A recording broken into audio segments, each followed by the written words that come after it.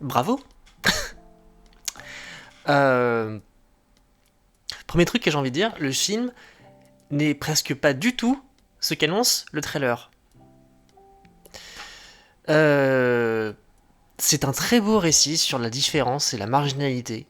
C'était pas prévu du tout, mais en fait, ça correspond tout à fait à mon propos dans ma vidéo actu de tout à l'heure. Et ceux qui, dans le film, se permettent de juger les autres gratuitement sont montrés pour ce qu'ils sont, des personnes terriblement laides.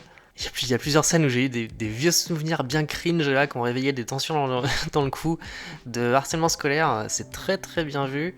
Et toute la beauté du film, c'est que face à ces personnes très laides, on a deux personnages très beaux, deux êtres un peu perdus, égarés, qui se sont rencontrés à la mauvaise époque, dans les mauvaises postures, les mauvais endroits. C'est plus ou moins deux marginaux libres penseurs qui vivent enfermés dans les codes, dans les cases que les dits gens laids ont érigées autour d'eux. La scène du réveil du roi, purée. Alors au niveau de la réalisation, ça fait tout à fait le taf, c'est peut-être légèrement académique, même s'il y a des très jolies choses, comme un détail visuel dans le tout dernier plan du film, où au tout début, en fait, un arc narratif qui est encadré par un plan en zoom et ensuite en dézoom. C'est pas fou, mais ça fait le taf, et de toute façon, c'est pas ça le cœur du film, c'est vraiment ces personnages qui sont bien caractérisés, bien construits, qui ont une belle évolution, tous.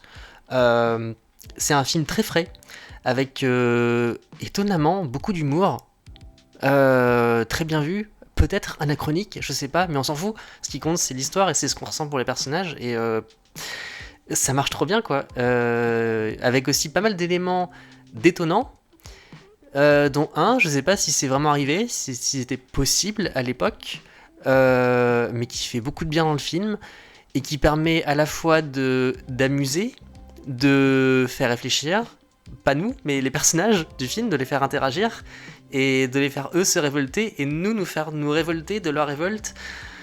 C'est trop bien fait. Mais il y a aussi beaucoup d'émotions. Le fait que les personnages aient une bonne caractérisation et qu'ils soient attachants, et même, je sais plus son titre précis, mais le majordome du roi qui est trop chou, quoi. Et ça fait qu'en fait, quand l'émotion arrive, ça touche en plein cœur, quoi. Et il y a notamment un truc.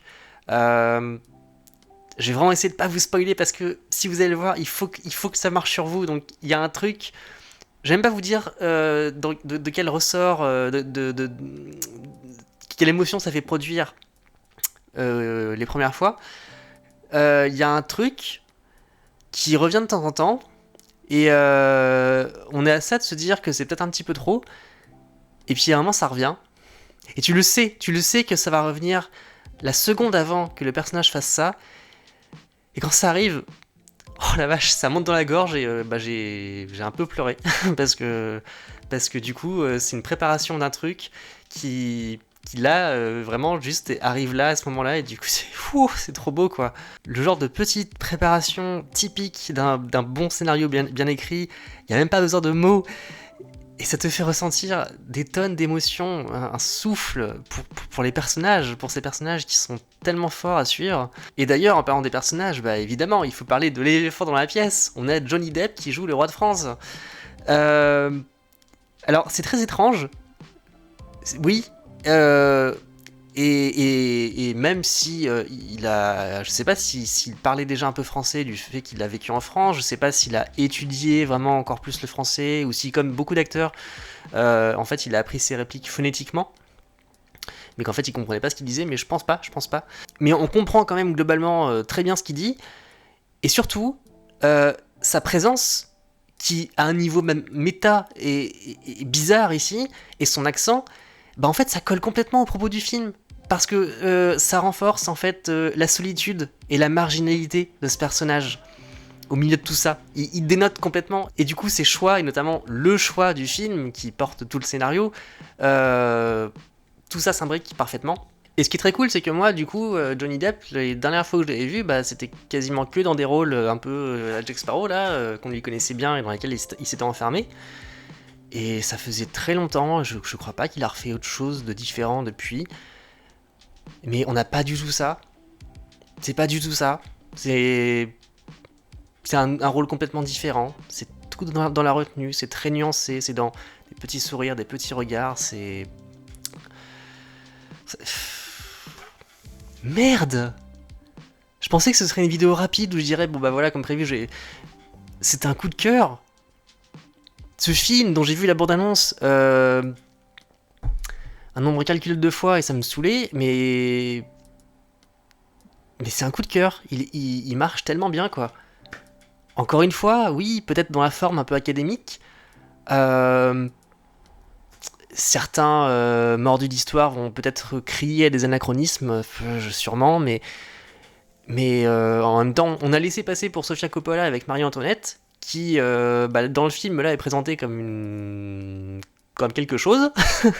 Et je trouve que du coup, Jeanne du Barry mérite beaucoup plus d'avoir un traitement à la Marie-Antoinette, sur le fait que c'est une femme originale pour son époque. Waouh! Bref, bon, je vais conclure, parce que sinon j'ai passé des heures. C'est un film vraiment étrange.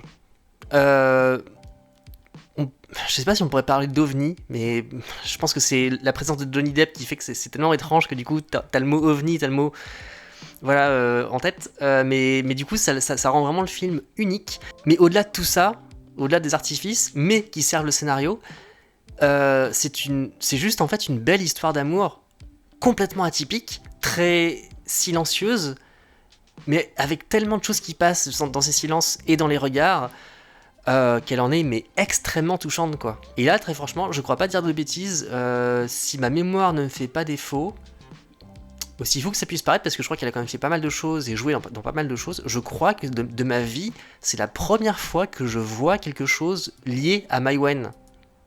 Donc là, qu'elle a réalisé, dans lequel elle a joué. J'ai même pas vu Police, pour vous dire. Faudrait que je le voie quand même s'il me fait peur. Mais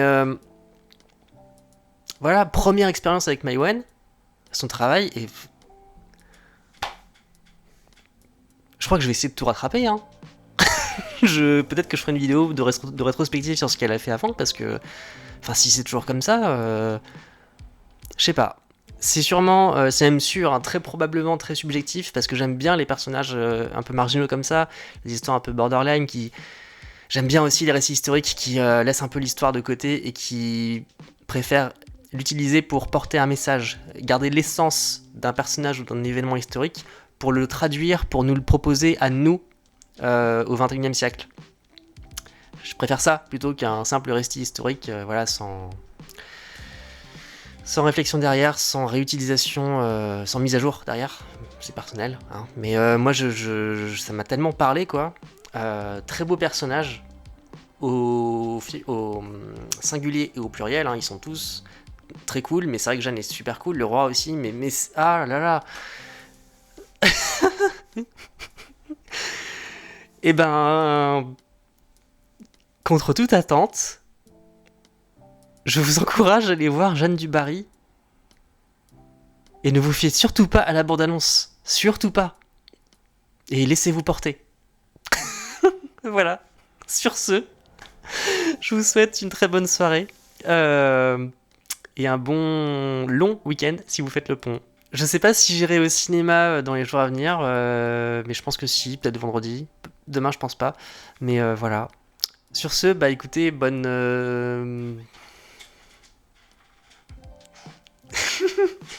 soirée. Salut.